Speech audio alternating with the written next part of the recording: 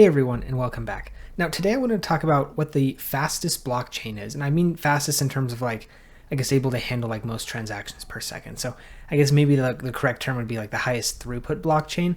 But something that has been a little bit interesting is I kind of already knew this answer kind of going into it, but trying to find the data to support kind of the initial like claim that I'm making was actually really hard to find, even though I already knew the answer. And so that was kind of like an interesting thing for me to kind of like figure out as I was going through, is because I knew the answer, but like people in crypto just don't know the answer overall, which I found really, really surprising. And so I want to talk about that today, go through that with you guys, because I don't know. I figure if there are people in crypto who don't actually know this answer and like it's not anywhere to be found, like how are people going to figure out? There's just no way to find out, right? And so anyway, that's kind of what I want to go into today. Also, mini spoilers, it's ICP, but we're going to go into just a general overview of ICP, how it's doing, things like that, and also why people don't really look to ICP when they're doing like transaction per second like calculations. So anyway, let's go on ahead and dive right in and check this out. So first off, what we can see, another overall pretty strong red day in the market. The market overall has kind of just sold off kind of wholesale. A lot of this I think is due to just kind of general election uncertainty within the market. There's people kind of, I think, trying to price in a whole bunch of different outcomes. Ultimately, we know none of which are actually going to play out. And so there's just, I think, a whole bunch of just, I think it can be chalked up to like uncertainty, volatility. We can see some, down pretty big. Again, usually the memes leading the way down, though we have seen Immutable has done pretty horribly over the past couple of weeks. I think this is largely attributed to the Wells notice that they received. But yeah, Immutable has not done particularly well at all. TIA has just been very volatile. I mean, they've gone up a ton, they've gone down a ton. They're just incredibly volatile in both directions. One thing that is a little surprising to see is, Bitcoin's down 1.5%, Ethereum's 2.4%, Solana's 3.2%. Usually Solana's been holding up relatively well. So to see that they're down over double what Bitcoin is not shocking, but I guess at least a little bit surprising. Overall, the market is not looking great kind of overall. We can see ICP though only down 2%, which is decent when you see kind of what some of these others have done. When we look at the price though, things do look slightly more concerning. What we can see is this is the price for probably a little bit more than the past year at this point. But if we zoom in kind of closely to what we're seeing here in recent price action, we can see a couple of different things going on. So the first thing that we can see is we are landing on this support. We've seen this support, if we kind of look over time, it's been pretty strong basically ever since like early July. We've hit it multiple different times and kind of bounced up off it. I think probably the hope is that we do kind of bounce off of this support. However, just given the overall weakness that we've seen, not even just from ICP, but just from alts kind of wholesale within the entire market, it would not at all surprise me if we do see this support break and maybe we kind of head more down to this like 575 range. It's kind of my opinion, and it does seem to be the opinion of some people within the ICP ecosystem, or kind of some people within the ICP gang, that the fair price, or the kind of the fair market value of ICP, at least currently, seems to be somewhere around $6. I don't know how they're getting to their number. To me, it just seems like it's kind of more of like a macro take of how I'm getting here. One, we've seen it come down when we saw that big sell off in July. Also, we have seen a little bit of kind of support, or I guess resistance over on this back end, and then like I said, we saw a wick down here. I think this is maybe where we see, just because generally of the weakness that we've seen in alts lately, it would not surprise me if we do kind of make this run down here. If we do kind of make it to this point, I'll probably be a relatively strong buyer, just because I don't know if it'll come too much further down. If we see, probably the next round would be about 482, and then past that, we're probably looking at like, I don't know, maybe like 450 range. And then after that, it's probably more like $4, $3.98, kind of this area right here. And then past that, I mean, we're looking at like the bear market lows of, about just under $3. And so I kind of doubt we'll be seeing anything kind of too far down in this range. I think probably, high fives, maybe high fours if things get, pretty bad and the market kind of takes longer to heat up than maybe what some of us are expecting, things like that. I could see maybe we kind of trail back down here. Anything too much further below 5, I don't really see happening unless we see some sort of like, world war or massive economic meltdown kind of globally, things like that. That probably would do it. But anything kind of short of that, I don't see there being too much more sell pressure going on. I mean, we have kind of already come down from some relatively decent gains that we saw earlier on in the market. You know, we did hit a high of almost $21. So, you know, we're down, what is that, 66% since then. So, you know, and if we hit kind of down towards some of these, we're going to be closer to 70, 75. That's a pretty strong pullback already. And what we could see is, you know, we were sitting kind of pretty level, kind of between about neutral and getting a little bit towards like weak category for like territory for that RSI. We can see now we're getting very close to like officially being oversold. That does hit at 30 and we're at 34 right now. So overall, kind of some general weakness showing on the ICP chart. Nothing too crazy though. I mean, like I said, we may hold support here. We may break down. I don't think we're seeing like a collapse imminently or anything like that about to happen. I think overall, you know, we are just starting to see. The other thing that's important to note is looking at the Bollinger Bands. We are kind of we've been essentially setting the border for this Bollinger Band on the way down. I actually think we're outside of it if we zoom in super close. Yeah, it does look like we are outside of the Bollinger Band currently. So between hitting a support and kind of being outside the Bollinger Band, it would not surprise me if we do at least see some sort of like relief recovery up into this range. Depending on who, you know, wins the election, maybe that impacts kind of the market a little bit more dramatically than what we'd see normally as well. But overall, you know, from a chart perspective, things looking decent. As you can see, you know, this is on Margex. I've been working essentially with both BTCC and Margex. Margex is really great because there's no KYC or VPN required. You just go on ahead, get signed up and get started. There's none of that, like, you know, kind of waiting to get your account approved or anything like that. You just get started, and you also have up to $10,000 of deposit bonuses if that is something you are interested in. Also, like I said, I have partnered with BTCC this month as well. If you want to give them a try as well, I think they're doing up to $10,000 of like different bonuses as well. They're more volume based, things like that.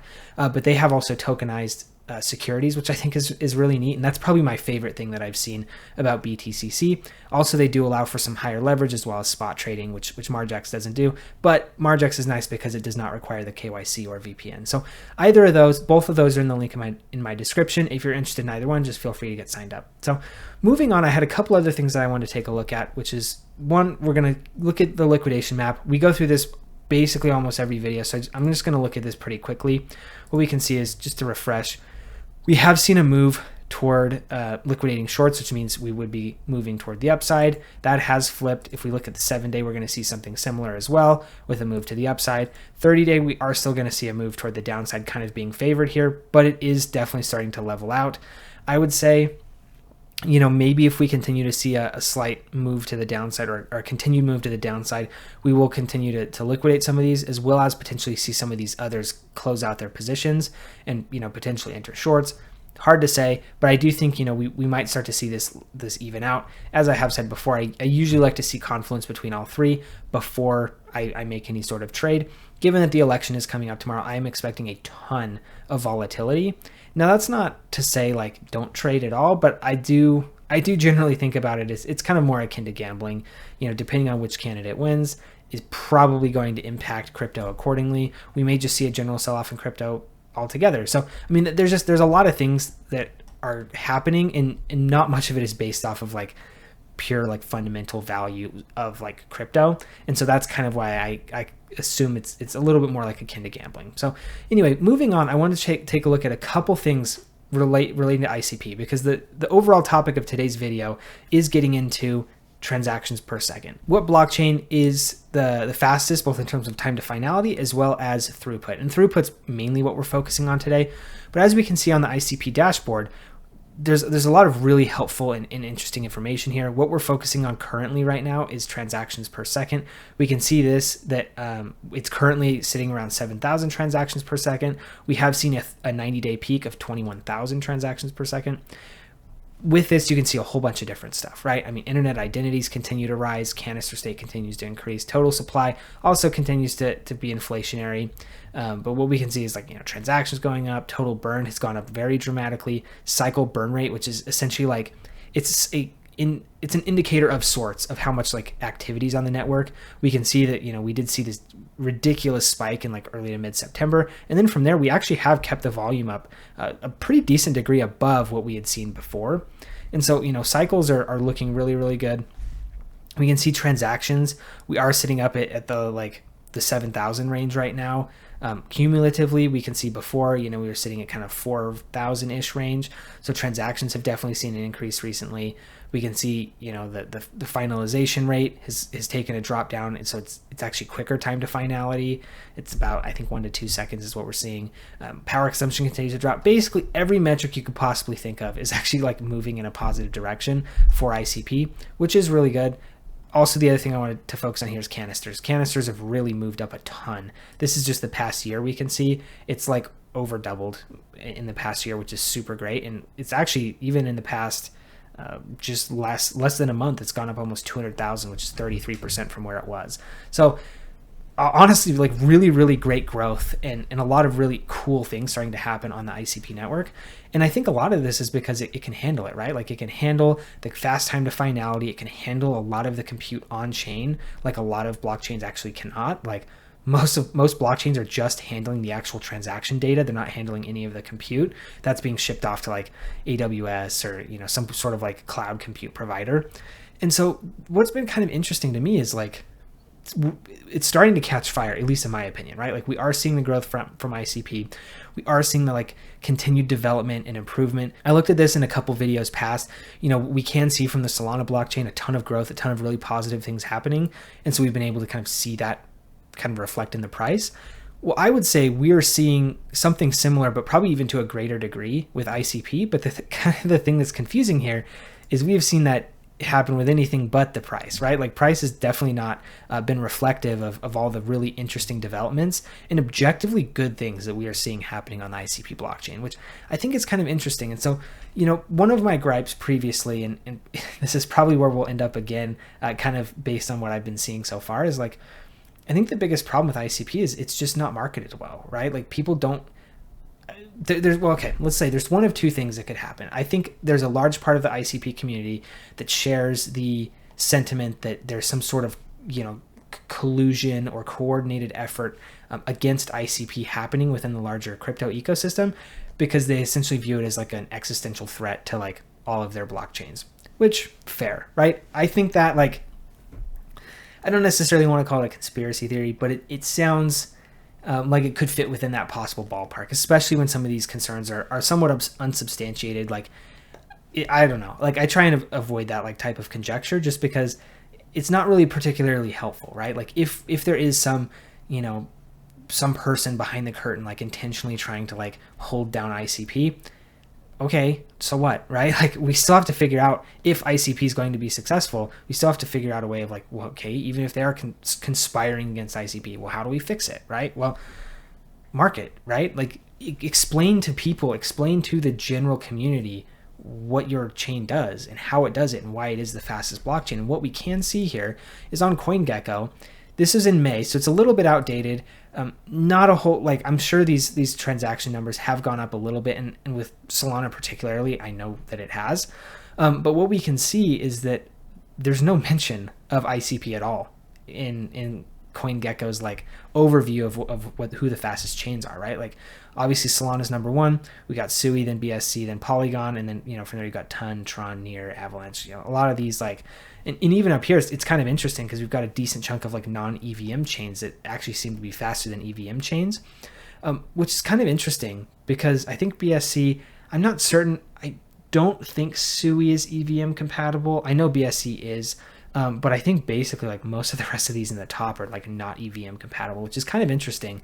But what we can see is no mention of ICP, and clearly like ICP is doing 6,600 transactions per second. We move this back to May, maybe it's 3,000 or 4,000. I mean, that's still triple what we're seeing here, right? And so what we can see is there actually is this chain spec, and this one is cool because it will actually pull like real-time TPS from each chain. The only thing I am seeing that is kind of unfortunate is I'm not seeing Sui in here. If I had to guess, it would be obviously ICP well ahead. And ICP is even showing transactions that, I guess, okay, query transactions are excluded. So that's why this TPS is a little bit lower than what we're seeing here. Because in here, I think it does actually include query transactions. Yeah, so yeah, query transactions are actually being excluded from here. And so that's why these numbers, like this number and this number, are a little different. But with Sui, I would imagine that it would probably be second or third, kind of in and around Solana, just based on what we're seeing here. things are looking kind of interesting. And I would imagine here, yeah, voting transactions are excluded.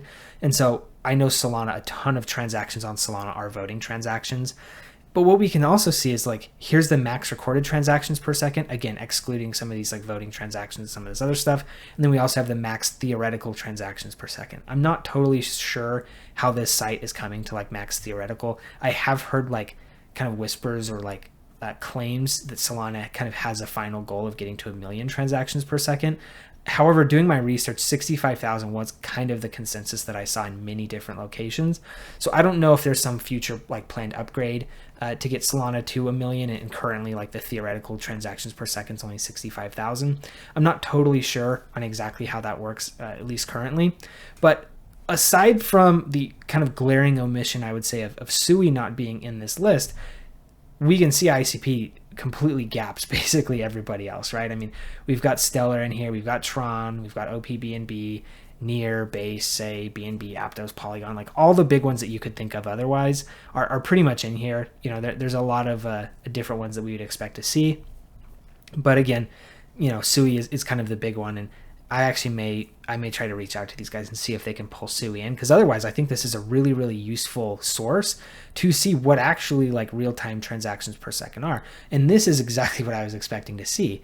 But I mean, there's so many sites that they just make no mention at all of ICP, when realistically, like, it's kind of better than all of these. And so that's what's kind of interesting. And this is where I kind of come back to the initial question that I had of like, well, is this collusion or is this just ignorance, right? I want to say that I hope it's ignorance, just because, you know, I think I don't want to believe that people are intentionally trying to like stifle the progress of different like crypto projects. It very much could be happening, right? And I'm sure I will probably get a couple comments calling me naive because I don't want to believe that, which is totally fine. But that's ultimately where I'm at. It's like, I don't want to believe that that's actually what's going on here.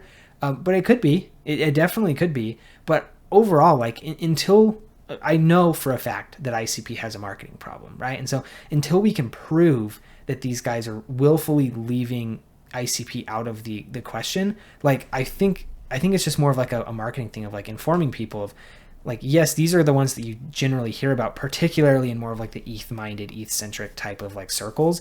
These are the ones you hear about. But also, like, there's one that can do probably more than the rest of these combined, and nobody even talks about it, which I think is just kind of nuts. So anyway, hopefully you found the information in this video useful. If you did, please do give me a like and subscribe. It really does help me out. I do try really hard to kind of provide this valuable content that hopefully is informative. You may agree, you may disagree with some of the takes that I have, but ultimately my goal is that it's informative, and that you hopefully have learned something new kind of coming out of it than you didn't know coming in. So if I did achieve that goal, please do give me a like and subscribe. It really does help me out. Also, if you have any comments, questions, concerns, anything like that, please feel free to drop in the comment section below. I do try to read and respond to all of them, so if you have anything you want me to see, that would be a great place to do that. Otherwise, thank you guys for tuning in. We'll see you in the next video.